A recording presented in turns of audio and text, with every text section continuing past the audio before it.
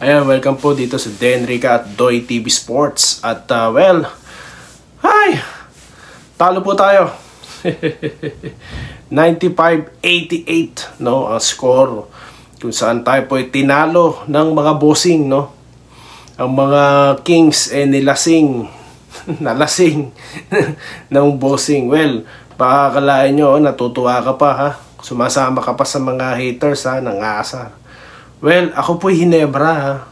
Pero hindi po katulad ng Hinebra dyan, no? Hinebra po ako noon pa, ha. Since time ni Jowo.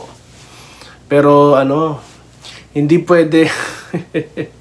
Parang si Manila Boy lang, Well, mabilisan po, seryosong usapan, ano po sa tingin natin na nangyari? Bagamat ako po ay nakapanood lamang ng fourth quarter, hindi pa nga po siguro mga 8 minutes, di ba? Hindi ko po naabutan yung first second, pero sabi ng mga commentators nag-collapse nung second half, no? That will be third quarter. At yun na nga, nagpasiklab nga daw ito pong si King, no? At nadali niya mga Kings. At ang main po, no, pinakabuod ng nangyari is yung itong depensa po natin humina, no, or mahina, di ba? Kasi no fourth quarter evidently nakikita pa rin yung kahinaan ng depensa, no, narinig ko sa mga commentators. At sila po yung nasa live scene, kaya talagang totally alam nila nangyayari diyan, no. At mas magaling po silang bumasa sa akin ng laro. So ano pong ibig sabihin yan, no? Ang Hinebra, malakas po on paper so far, pero hindi pa po talaga nagmamaterialize. Well, sige po, pagbigyan po natin for the sake of bago pa lang sila, third game pa lang yan, parang sa trabaho, third game mo pa lang, I get it, no? Pero yung effortness po, no, dapat nakikita dyan, no? Pagdating sa depensa, opo, sabihin na natin mahirap sundan ang play, no? Mahirap talaga ang implementation ng triangle offense, no? Mahirap, no, i-integrate yan, no, ng bawat player sa sarili nila. Pero at least yung depensa, di ba? Kaya naman po pala natin magkaroon ng depensa sa loob ng 2 minutes. Bakit hindi po natin ginawa kagad? Kaya po natin mag-quick 2 in 2 minutes, no, or less than about under 1 minute left, no? Bakit hindi natin nagawa? Di po ba? Tsaka isa pa po sa napansin natin dun, ito pong si Justin Brownlee, umasa na po, no, yung buong kupunan kay Justin na umiscore. So napakasakit po sa matang panoorin, no, yung kanina yung laro nila, di ba? Solid Barangay Hinebra po tayo, no, pero kailangan po nating punahin, no, yung pagiging laziness po natin or kakulangan sa depensa. Dahil hindi po pwede na sabihin lang natin never say die tayo, Hinebra tayo solid. Hindi. Dapat po talaga pinapansin natin yan.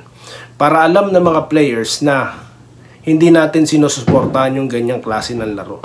Kasi po kung hahayaan natin ng ganyan na lang, no, at inconsistent po ang team natin, walang mangyayari.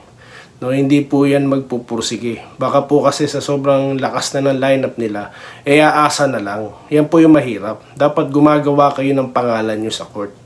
Di po ba? Napansin po natin, parang tila wala si Abarientos ng fourth quarter. Ano po ba nangyari? Na-injury po ba siya? So comment lang po kayo, no? So wala po tayong live ngayon. Mamaya po magla-live tayo for about siguro mga 1:30 or 2 PM, no? Magla-live po tayo. Sa ngayon, wala po munang live, no? Dahil mabilisan lamang po itong pagkukomento ko. So, yun lamang po, no? Tayo po yung Hinebra, pero fan po tayo ng basketball, kaya papansinin po natin yung ating napansin. Or magkukomento po tayo sa mga napansin po natin sa laro, alarming po yan, no? Para sa akin, this is their third game already, no? At bossing pa po nakatalo sa kanila at nag-night pa po sa kanila itong si Berfield, no? Yan po yung indikasyon ng kahinaan ng depensa, which is dapat po maging priority ng Hinebra because defense is the best offense. Kung hindi ka maka-opensa, dumepensa ka na lang, di po ba? So, gano'n na lang po, no? Hindi ko naman po sa hinuhusgahan ng barangay, no? Pinupuna lang po natin, makakatulong po to sa kanila. So, yun lamang po at tayo po yung magbabalik mamaya para sa full analysis, no, at commentaries dito sa Doy TV Sports at Denrica YouTube channel. Muli, maraming salamat po sa patuloy na nanonood at sumusuporta. At yun po, stay safe po. Salamat po sa panonood. Subscribe na para sa mga susunod na basketball at boxing videos.